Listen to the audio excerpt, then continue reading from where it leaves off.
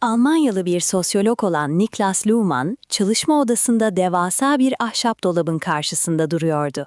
Bu dolap, binlerce küçük kağıt parçasının bir araya gelmesiyle oluşan devasa bir dış hafızaydı. Luhmann, kariyeri boyunca 70'ten fazla kitap ve yüzlerce makale yazmayı bu basit kutulara borçluydu. O bilgiyi sadece saklamak değil, onunla aktif bir şekilde konuşmak istiyordu. Zettelkasten ismi verilen bu sistem, Almanca'da fiş kutusu anlamına gelen mütevazı bir başlangıçtı. Ancak bu kutu, sıradan bir dosyalama yönteminden çok daha fazlasını vaat ediyordu.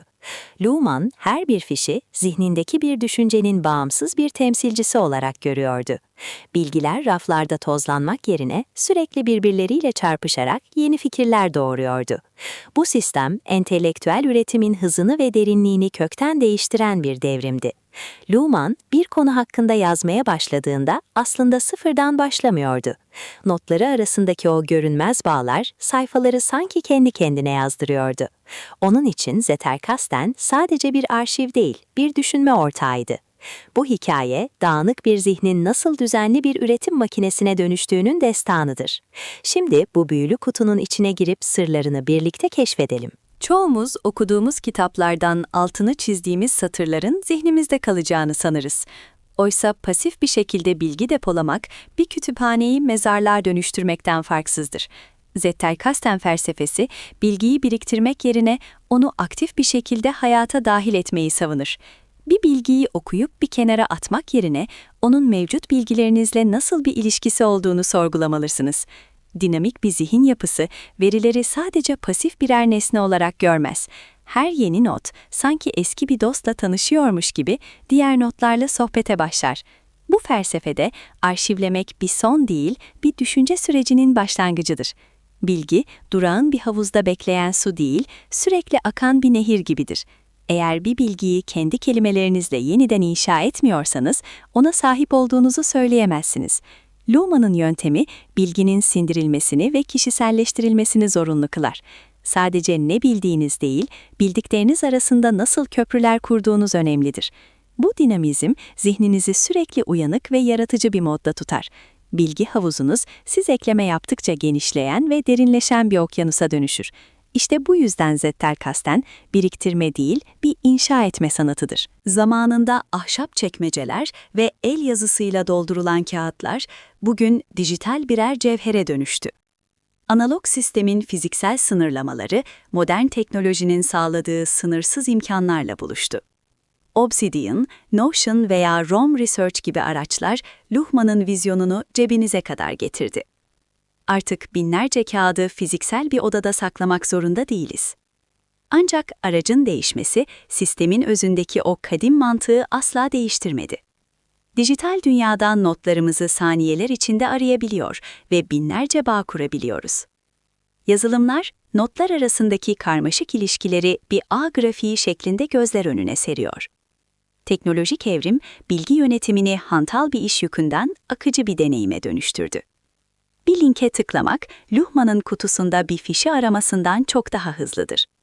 Bu dijital dönüşüm, sistemin her yaştan ve her meslekten insan için ulaşılabilir olmasını sağladı. Defterlerden ekranlara taşınan bu yolculukta, düşüncenin hızı, teknolojinin hızıyla senkronize oldu. Önemli olan hangi yazılımı kullandığınız değil, o yazılımın arkasındaki bağlantı mantığıdır. Modern araçlar, zihnimizin doğal çalışma biçimi olan çağrışımları taklit eder. Dijital Zettelkasten artık hepimizin her an yanında taşıyabileceği bir süper güçtür. Zettelkasten sisteminin en kritik kuralı atonik not alma prensibidir. Bir kağıt parçası veya bir dijital not sayfası sadece tek bir ana düşünceyi barındırmalıdır. Karmaşıklık, düşüncenin en büyük düşmanıdır ve notlarınızı birer labirente dönüştürebilir. Her notu daha büyük bir yapının tek bir tuğlası gibi hayal etmelisiniz. Eğer bir notun içine birden fazla konu sığdırmaya çalışırsanız, o notun bağlantı gücünü zayıflatırsınız. Atomik notlar, esnekliği sağlar ve bilgiyi farklı kombinasyonlarda kullanmanıza izin verir. Küçük parçalar halindeki bilgiler, zihninizin onları daha kolay işlemesini ve kavramasını sağlar. Bir düşünce ne kadar sade ve netse, başka düşüncelerle o kadar kolay birleşir. Bu yaklaşım, notlarınızı gelecekteki projeleriniz için modüler parçalar haline getirir. Uzun ve karmaşık paragraflar yerine özümsenmiş tek bir cümleyi tercih edin. Her not kendi başına bir anlam taşımalı, ancak diğer notlara da yer açmalıdır. Atomik yapı, bilgi havuzunuzun içinde kaybolmanızı engelleyen bir pusuladır.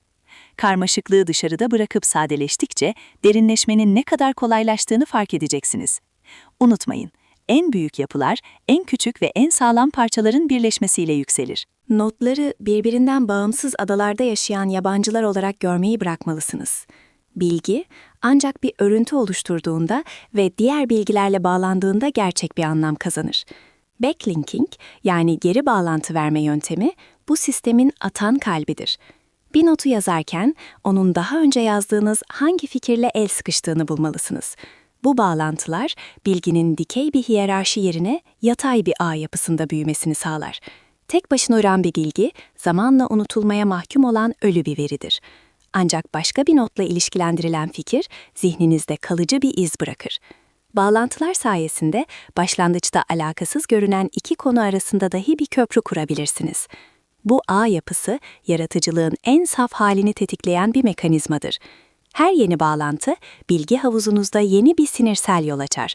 Zamanla bu ağ o kadar zenginleşir ki sistem size kendi kendine yeni fikirler sunmaya başlar. Bilgiler arasındaki bu dans, sıradan bir not defterini yaşayan bir organizmaya dönüştürür. Görünmez ipliklerle birbirine bağlı bu notlar sizin entelektüel haritanızı oluşturur. Bağ kurmak, bilginin kaosunu düzenli ve verimli bir kozmosa çevirmektir. Klasik dosyalama sistemlerinde her şey belirli bir klasörün içine hapsedilir. Ancak Zettelkasten zihnin klasörlerle değil, çağrışımlarla çalıştığını bilir. Bu yüzden hiyerarşik olmayan bir dizinleme mantığı sistemin özgürlüğünü temsil eder. Klasör mantığından kaçınarak etiketleme ve bağlantı kurma yoluyla organik bir yapı inşa edilir. Bir fikir aynı anda 5 farklı kategoriye ait olabilir ve onu bir yere hapsetmek yanlıştır. Etiketler, notlarınızı dondurmak yerine onlara farklı açılardan bakmanızı sağlayan pencerelerdir. Organik bilgi mimarisi, yukarıdan aşağıya değil, aşağıdan yukarıya doğru kendiliğinden gelişir. Siz not aldıkça sistem kendi doğal düzenini ve odak noktalarını belirler. Bu esneklik, projeleriniz geliştikçe sistemin de sizinle birlikte evrilmesine olanak tanır. Katı hiyerarşiler kırılgan iken, ağ yapısındaki sistemler her zaman daha dayanıklıdır. Bilginin nerede duracağına siz karar vermezsiniz. Bilginin kendisi yerini bulur. Klasörlerin kısıtlayıcı duvarlarını yıktığınızda düşüncelerinizin daha uzağa yayıldığını göreceksiniz. Bu özgürlük, merakınızın peşinden giderken size sınırsız bir alan sunar. Sonuçta ortaya çıkan yapı, sizin benzersiz düşünme biçiminizin bir aynası olacaktır. Bilgi akışını yönetmek için notlarınızı belirli aşamalardan geçirmeniz gerekir. İlk aşama, yolda yürürken veya bir şey dinlerken aldığınız geçici notlardır. Bunlar genellikle kısa ömürlüdür ve gün sonunda işlenmeyi bekleyen ham maddelerdir. İkinci tür olan literatür notları, okuduğunuz bir kaynaktan aldığınız özgün özetlerdir. Burada yazarı taklit etmek yerine onun söylediklerini kendi süzgecinizden geçirmelisiniz.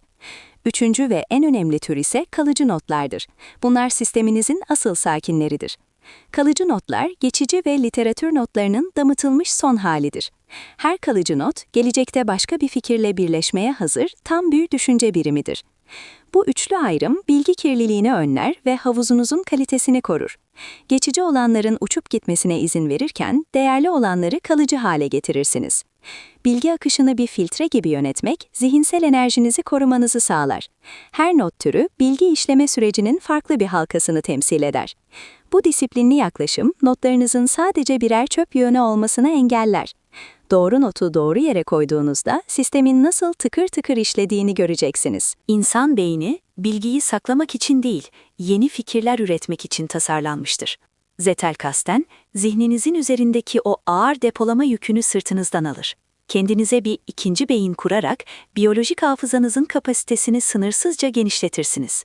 Bir şeyi hatırlamak zorunda kalmadığınızda, yaratıcı düşünceye daha fazla alan açılır. Bilginin dış bir kaynakta güvende olduğunu bilmek, zihinsel bir huzur sağlar. Bu sistem, bilişsel yükü azaltarak odaklanma becerinizi en üst seviyeye çıkarır. Artık nerede okumuştum diye paniklemek yerine sisteminize güvenmenin rahatlığını yaşarsınız. İkinci beyniniz sizin yerinize detayları hatırlar ve size sadece sentez yapma işini bırakır.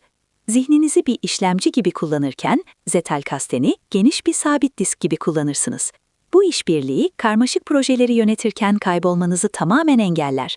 Hafıza kapasiteniz dış kaynaklarla desteklendiğinde daha cesur fikirler geliştirebilirsiniz. Bilgiyi unutma korkusu ortadan kalktığında öğrenme süreci bir keyfe dönüşür. Zihniniz özgürleştikçe düşünceleriniz daha derin ve berrak bir hal alır. İkinci bir beyine sahip olmak, entelektüel kapasitenizi 2'ye katlamak demektir. Bir sistemin başarısı, onun ne kadar mükemmel olduğuna değil, ne kadar sürdürülebilir olduğuna bağlıdır. Mükemmelliyetçilik tuzağına düşerek her notun kusursuz olmasını beklemek, ilerlemenizi durdurur. Zettelkasten, zamanla gelişen ve hatalarıyla büyüyen, yaşayan bir yapıdır. Notlarınızı düzenli olarak gözden geçirmek, onları zamanla daha derin ve anlamlı kılar. Bugün aldığınız basit bir not, 2 yıl sonra harika bir fikrin kıvılcımı olabilir. Sistemi bir görev gibi değil, merakınızı besleyen bir oyun gibi görmelisiniz. Her gün sadece birkaç not eklemek bile, uzun vadede devasa bir bilgi birikimi yaratır. Sabır ve süreklilik, bu metodun en gizli ama en etkili bileşenleridir. Karmaşadan korkmayın, notlarınız arasındaki düzensizlik aslında yeni bağlantıların habercisidir. Önemli olan sistemi her gün taze tutmak ve notlarla etkileşimde kalmaktır. Zamanla notlarınızın olgunlaştığını ve kendi aralarında bir dil oluşturduğunu fark edeceksiniz. Sürdürülebilirlik, küçük adımların büyük etkilerine güvenmekle başlar. Bu yolculukta kendinize hata yapma ve notlarınızı güncelleme izni verin. Sisteminiz sizinle birlikte büyüdükçe ona ayırdığınız vaktin karşılığını fazlasıyla alacaksınız. Tüm bu süreçlerin sonunda Zettelkasten size sadece bir arşiv değil, somut çıktılar sunar. Kitap yazmak, akademik makale hazırlamak veya içerik üretmek artık sancılı bir süreç olmaktan çıkar. Elinizdeki notlar, bir araya gelmeyi bekleyen bir yapbozun parçaları gibi önünüze serilir. Sadece notları birleştirerek saatler sürecek yazma sürecini dakikalara indirebilirsiniz. Bilgi işleme sürecinin bu nihai aşaması, emeğinizin ürüne dönüştüğü o tatmin edici andır. Zettelkasten size sadece neyi bildiğinizi değil, neyi yazmanız gerektiğini de söyler. Kendi fikirlerinizden oluşan bu ağ, üretim bandınızın kesintisiz çalışmasını sağlar. Bu rehber boyunca bilginin bir yük değil, bir kaldıraç olduğunu gördük. Artık kendi bilgi havuzunuzu kurmak için gereken tüm temel taşlara sahipsiniz. Düşüncelerinizi serbest bırakın ve onların birbirleriyle kurduğu o eşsiz dansı izleyin. Hayatın her alanında daha bilinçli ve yaratıcı bir üretkenliğe adım atma vakti geldi. Birinci temel ders bilgiyi bağlamaktır. İkincisi atomik tutmaktır. Üçüncüsü ise sürekliliktir. Eğer bu hikaye zihninizde bir kıvılcım yaktıysa, ateşin büyümesi için kanala abone olmayı ve düşüncelerinizi paylaşmayı unutmayın. Hoşça kalın.